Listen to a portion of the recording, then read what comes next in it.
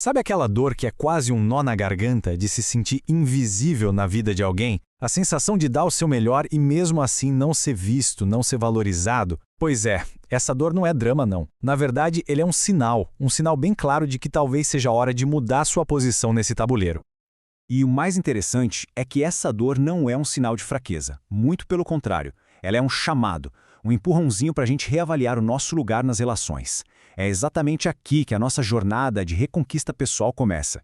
Vou mergulhar um pouco nessa ideia. Para entender essa transformação, a gente vai buscar uma luz lá na psicologia profunda de Carl Jung. A lógica é a seguinte: quando a gente nega a nossa própria força, a nossa importância, a gente acaba entregando o controle para outra pessoa, para uma situação externa. Então, a solução não está em tentar mudar o outro, mas sim em fazer uma reorganização aqui dentro.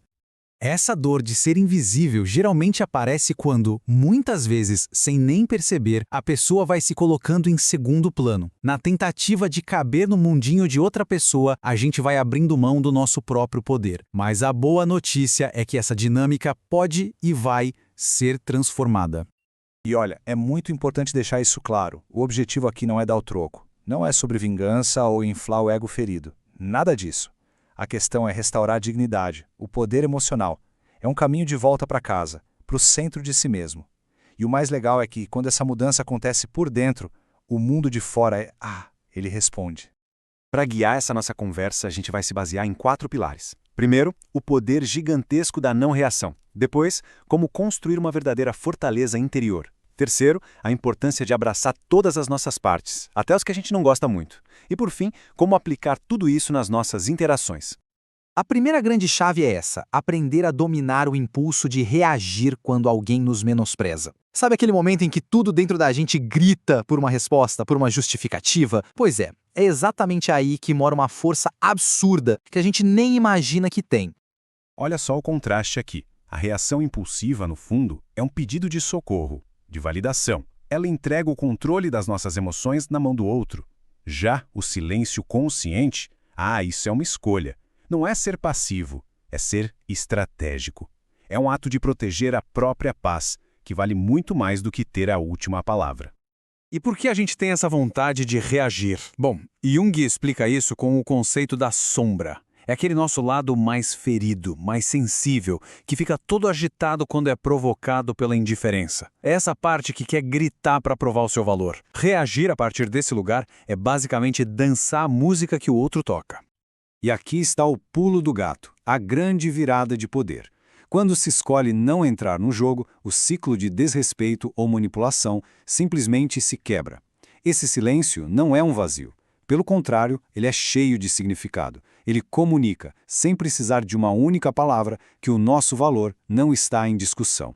Certo, agora que a gente entendeu o poder de não reagir, vamos para o próximo passo: construir uma fortaleza interior. O foco aqui é cultivar um senso de alto valor que seja tão, mas tão sólido, que ele não se abale com a opinião de ninguém. E o alicerce dessa fortaleza é uma verdade simples, mas inabalável. O valor de uma pessoa não é algo que se negocia, ele é intrínseco. Ele simplesmente existe e ponto. Não depende de ninguém reconhecer. É um fato, não é uma opinião. E essa certeza nos leva a outra verdade libertadora. A ideia de que precisamos de alguém para nos completar é uma grande ilusão. A nossa própria presença já basta. Cada pessoa é um universo inteiro, e não um buraco esperando para ser preenchido. E quando essa ficha cai de verdade, a necessidade de ficar provando nosso valor para os outros, ela simplesmente desaparece. Aquela busca cansativa por aprovação dá lugar a uma calma, a uma segurança de ser quem se é. Essa expressão, migalhas afetivas, é perfeita. Sabe, são aquelas pequenas doses de atenção que algumas pessoas dão, geralmente quando percebem a nossa insegurança. Construir a tal fortaleza interior significa aprender a dizer não obrigado para essas migalhas, porque a gente merece um banquete inteiro.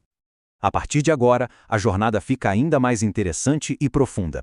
A gente vai explorar o que realmente significa ser uma pessoa inteira. Porque, veja bem, a força de verdade não vem de esconder nossas falhas, mas de abraçar todas as partes de quem a gente é. O Jung tinha um nome para esse processo: individuação.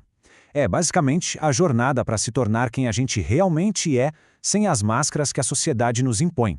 É como encontrar a nossa própria música no meio de todo o barulho lá de fora e, finalmente, dançar no nosso próprio ritmo. Tá, mas como se faz isso? O caminho passa por reconhecer, entender e, finalmente, integrar a nossa sombra. Não se trata de apagar nossas inseguranças, mas de acolher, de entender que elas fazem parte de nós. Ao fazer as pazes com elas, a gente tira as armas das mãos de quem poderia tentar nos ferir. E o resultado disso é transformador. Uma pessoa que conhece e aceita as próprias dores e imperfeições não se desestabiliza facilmente. As críticas perdem a força porque não tem mais um ponto fraco secreto para ser atingido. A pessoa se torna sua própria guardiã. Tudo bem, muito bonito na teoria, mas e no dia a dia? Como é que essa força toda se manifesta nas nossas relações? Bom, a mudança é bem clara e aparece em atitudes muito práticas. Uma autoestima forte se mostra assim. A seletividade vira regra porque a paz interior se torna a prioridade máxima. A solidão para de ser um bicho-papão e se torna muitas vezes melhor que uma companhia ruim.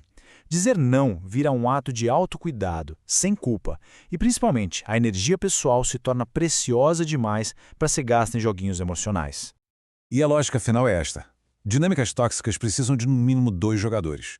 No momento em que uma pessoa simplesmente para de reagir, para de dar energia, para de jogar, o jogo acaba.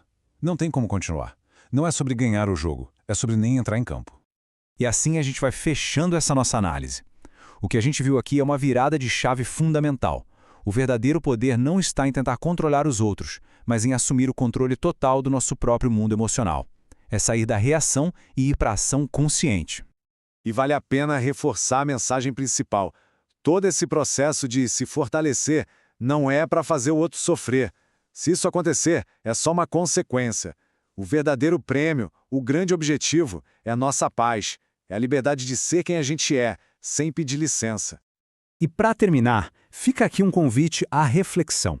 Essa transformação toda não acontece do dia para a noite, né? Ela é feita de pequenos passos. Então, a pergunta que fica é: qual é o primeiro passinho, a primeira mudança de atitude que pode ser praticada hoje para começar a se reconectar com a própria força?